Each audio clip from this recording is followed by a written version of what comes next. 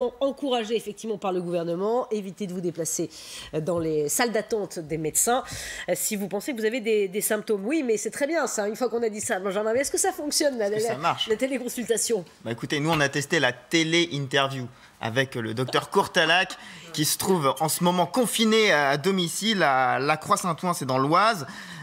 Donc elle utilise la téléconsultation maintenant depuis une semaine. Alors à la fois pour garder le contact avec ses patients, mais aussi c'est ce qu'elle nous dit pour faire des pré-diagnostics. Pour moi, puisque je le pratique, je vois la tête de la personne. Et quand je vois la tête d'une personne que je connais, je ne fais pas un diagnostic, mais ça me donne déjà des éléments sur son état de santé. C'est un moyen de continuer à garder contact avec les patients, mais la difficulté, c'est que les patients n'ont pas encore l'habitude de l'outil. Et bien que j'ouvre tous les jours des plages de téléconsultation sur mon agenda, il n'y a pas beaucoup de demandes spontanées. Voilà, donc il y a une question aussi de mœurs, c'est pas encore dans les mœurs, puis il faut une bonne connexion, une bonne maîtrise de l'outil informatique aussi, oui, qui n'est pas négligeable dans l'équation. Et les anciens dans tout ça, comment font-ils? Exactement, malgré tout... Parce que c'est eux qui sont effectivement... les plus fragiles, effectivement. Oui. Malgré tout, elle a quand même envoyé, grâce à la téléconsultation, une personne à l'hôpital pour suspicion de coronavirus. Donc elle appelle quand même à son développement. Bon, et ils sont beaucoup à faire ça ou on en est au balbutiement? Alors, avec Julie Janus et Marine Truchot, on est allé voir une entreprise qui met justement à disposition des médecins ce genre de solution. Une entreprise qui équipe 2500 médecins. Alors concrètement, la téléconsultation, ça marche un peu comme ça, avec la vidéo. Je vous rappelle que quand c'est avec le médecin traitant, c'est remboursé par la sécurité sociale. Le gouvernement veut élargir encore ce processus-là. Donc on a posé la question à cette entreprise s'il y avait un boom en ce moment de la téléconsultation. Écoutez.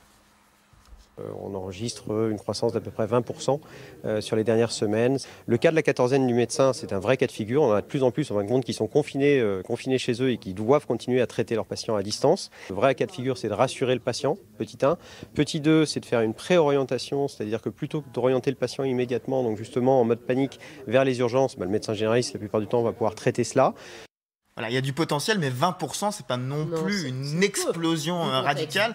Alors, ça peut aussi servir aux patients qui n'ont pas envie d'aller en salle d'attente pour être contaminés. Mais encore faut-il que son praticien fasse la téléconsultation. Exactement. Benjamin. Il faut savoir que c'est le praticien qui paye l'entreprise pour avoir accès à la consultation et la proposer. D'où une inquiétude justement de la Fédération des médecins. Écoutez. Pour les personnes fragiles qui ont du mal à se déplacer, de ce côté-là, c'est très bien. Mais il ne faut pas profiter du coronavirus pour déréguler complètement le système de téléconsultation, tout simplement pour faire de l'argent et faire examiner les patients par des médecins qui ne connaissent pas. Pour nous, il en est hors de question. Voilà, lui craint quelques dérives. En parlant de dérives, il y a le fameux site, vous savez, arrêtmaladie.fr, que je vous avais présenté. Regardez ce qu'ils vous proposent maintenant. Ils ont emboîté le pas et ils vous proposent une quarantaine par téléconsultation. Oui, sauf qu'on n'est pas sûr de tomber sur un vrai médecin. C'est de la téléconsultation, c'est pas votre médecin traitant.